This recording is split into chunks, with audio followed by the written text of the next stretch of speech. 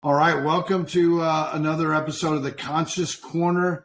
I'm super excited to have Cristina with us this afternoon. Cristina, Happy New Year, by the way. Happy New Year. Fantastic. Good to see you. I know we get to serve together with Conscious Capitalism here in Austin as part of the chapter. Do me a favor, if you would. Just give our audience just a quick 2-minute introduction. Maybe a little bit on your background. You have an amazing story, but kind of a little bit about you, where you are, and then we'll go from there. Sure. So I'm Cristina Silingardi. I'm the Vice President for Virtual CFO here in Austin, Texas, and I run our practice here and manage our consulting services, both in finance and accounting and HR. In terms of my background, I was born and grew up in Brazil, and while living in Brazil, of course, I was very aware of the inequality in our society, a rich country with many differences between poor and rich. And that led me to study economics. That was my undergrad. And I was very interested at that point in looking at policymaking, understanding how I could make a difference. However, during college, I had the opportunity to move to Germany. And I took an internship in Germany, first with a manufacturing company and then later with the labor department. And I really got a taste for business. And when I finished my undergrad, I decided to go into business. So I went back to Germany, worked there many years. Later, I was transferred to the US to start a subsidiary here in Austin for the German company, and ended up staying in Austin and raising my family here, and joined vcfo 13 years ago. Awesome. Yes, 13 years in our culture and climate today. And I know we'll talk a little bit about some of the tenets around conscious capitalism, but it's such a great story to hear somebody's with an organization for 13 years, pressing into their culture and their leadership and stakeholders and vision and all those things. So that's super good to hear. Quick question. So taste for business in Germany, did you also acquire a taste for beer? Oh, I did. And I also end up getting married to a German. So there you go. Yeah, I really loved living there. It was a great opportunity. Great. Awesome. Cool.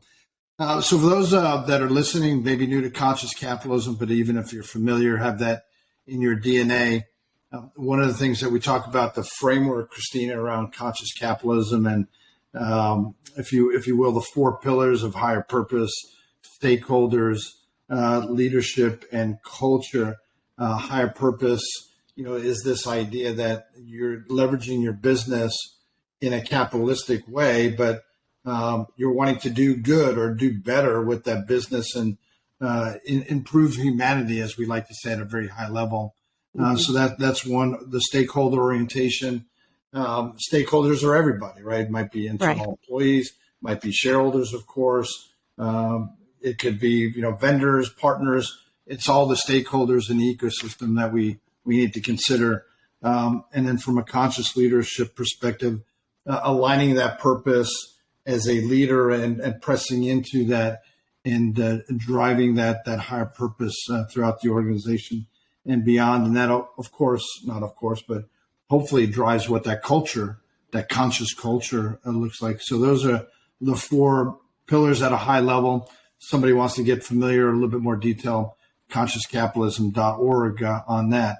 But so lots of conversations, new year, our chapter, we're getting some momentum here in Austin and more interest in how do I do this? Not easy to do.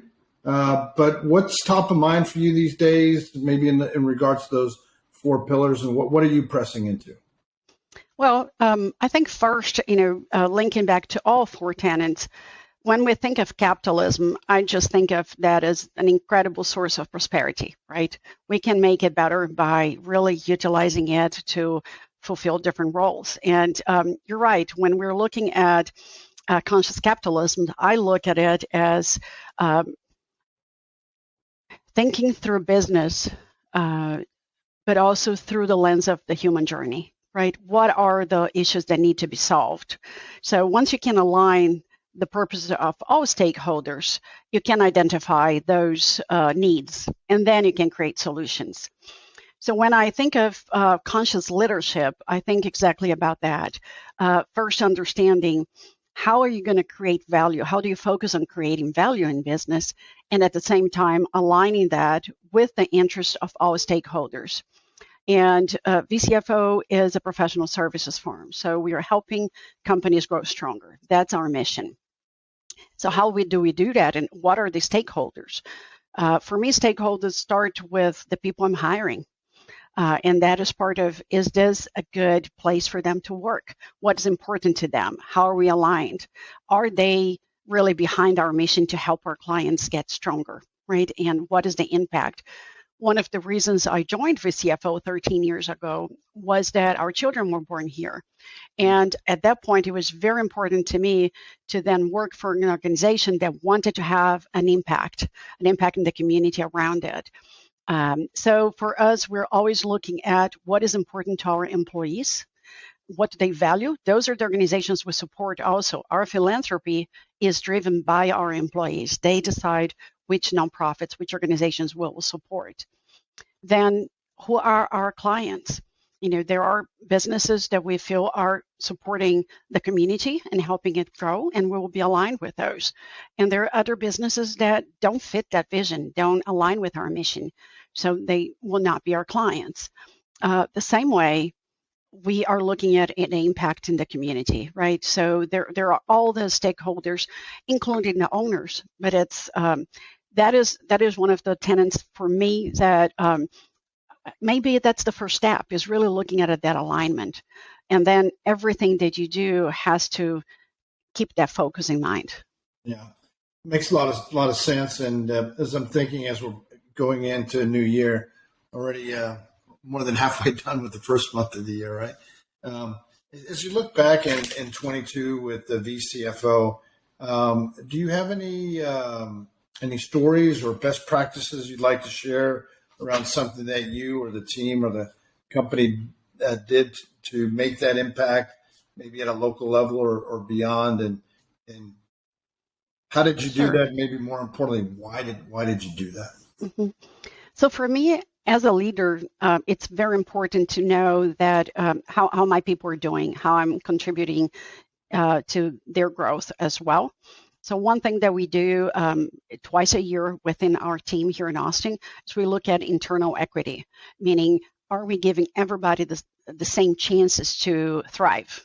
It's not just are they being compensated fairly, but people shine in different ways. So it's not giving everybody the same opportunities, given the opportunities that will help that person shine.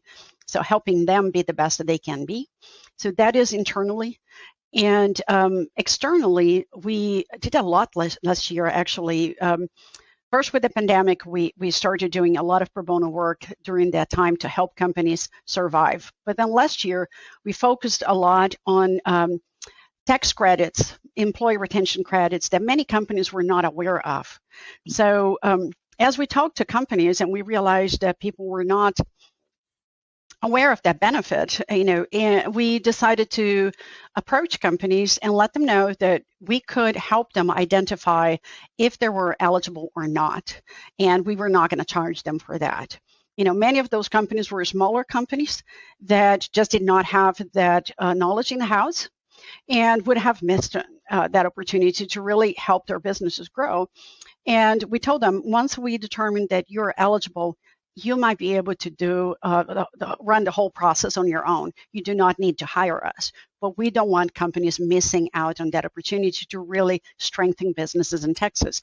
And many companies took advantage of that. We were able to help them. Some ended up hiring us to do that work and get them the credits, and others were able to handle it. But our team was incredibly humbled by the opportunity to do that, right? So this is, if I look at all my stakeholders, I'm helping the community. This definitely will help some of our clients that were already clients, and is helping my team by giving them the opportunity to serve. And that fulfillment is incredible. So our team is aligned with that. And so we felt that this was helping all our stakeholders. Nice. And you talked about making that impact and internal equity. Everybody gets to participate in your leadership, VCFO's leadership, and wanting to serve our clients in that way. And I would imagine lots of money saved in terms of tax credits, where those businesses could either give back more or pay their employees more or invest in their businesses. So a great use case and example of a practical way to press into conscious capitalism. So 13 years with vcfo, conscious capitalism, I speak to a lot of people, it's kind of in their DNA, the tenets, if you will. But when did you first become aware of conscious capitalism as a movement here in Austin? A few years ago, I was aware of the book, and last year I became aware of the chapter, and I started seeing more of the webinars and joining. And it was, for me, a great opportunity to listen and to hear from other leaders how they were implementing it, what were the steps they were taking, how that had impacted their business and helped them have a larger impact. I love business, I love helping companies grow, but it's fantastic when you feel that there's an alignment with that mission, right? And there's such an opportunity. I think capitalism gets blamed a lot for creating inequality, and it has in the past, but it can also create bigger opportunities. It can lift people out of poverty by creating jobs. It can create products and services that will have an impact. So I loved hearing and listening to the webinars or webcasts about other companies that are involved in it and really stand behind it. And it's a learning curve, right? We all have to revisit everything that we're doing. And those conversations are hard conversations sometimes. It's like, how is that aligned with it? Revisiting it. Yeah. And for you and I think of 13 years for you, VCFO, I've been in Austin now 34 years. And just think of the last 15 years in Austin, the dynamics, how that's evolved and how that's changed. And our marketplace is so much more different. It's vibrant. Does it have challenges? Of course, but what a great opportunity for us here in Austin and beyond. Is there anybody that you like to get some guidance from or advice from, or you like to follow on this journey of conscious capitalism? Anybody come to mind? I've been following the founder of Patagonia for a very long time. Okay. And it aligns also with my family history. So my mom was a biologist.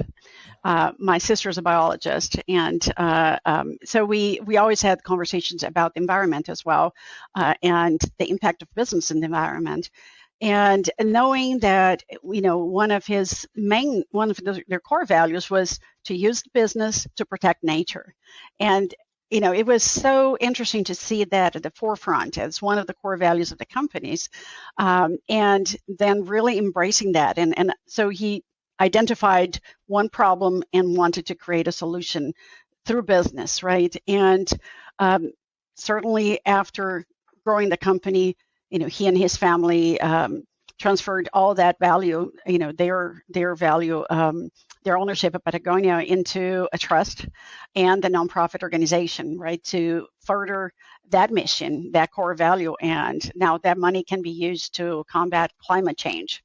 And also, I believe it's to protect undeveloped land around the globe. So that for me is fascinating, how they were able to stay true to that core value from the beginning of the business, using that not just as a marketing tool, but really to align the consumer behind them, and then following through with the ultimate step. Yeah, that's a great example. Thank you for sharing that. All right, just to wrap it up here in a couple of minutes, I always like to ask, so new year, I know you didn't make any resolutions, right? But are you doing anything for fun in your pastime? Obviously, family, I would imagine, is probably top of mind, but anything fun? What do you like? Also, I love traveling. And of course, in the last years, we didn't travel much. So now we are really planning some short trips and some longer trips to to get to know more different places in the U.S. We're planning a hiking trip in Oregon, Portland. So we do love to be in nature and hike a lot. So that's the immediate plan, and baby steps. It doesn't have to be huge moments, and doesn't have to be very long trips, but you get those moments when you can. Got it. All right. One additional fun question. So, like to travel, bucket list. What would be your next bucket list if you could? Oh, if I could, I would love to cover the national parks in the U.S. That would be a great one if we could. Exciting. Great. Awesome. We have some amazing national parks. Yes. Very, very good. Well, Cristina, that's it. Thank you for joining the Conscious Corner today. Good to team with you in Austin. My pleasure. Hope you and VCFO have an awesome year ahead. And again, thank you for your time. And for those that are listening, you want to get a little bit more information, go to consciouscapitalism.org. If you want to get more information on the Austin chapter, this thing called /Austin right after that. And Cristina, they can reach out to you on LinkedIn if they want to connect. Absolutely. I love having those conversations. Awesome. Well, again, thank you. And we'll see you around the corner. See you. Thank you.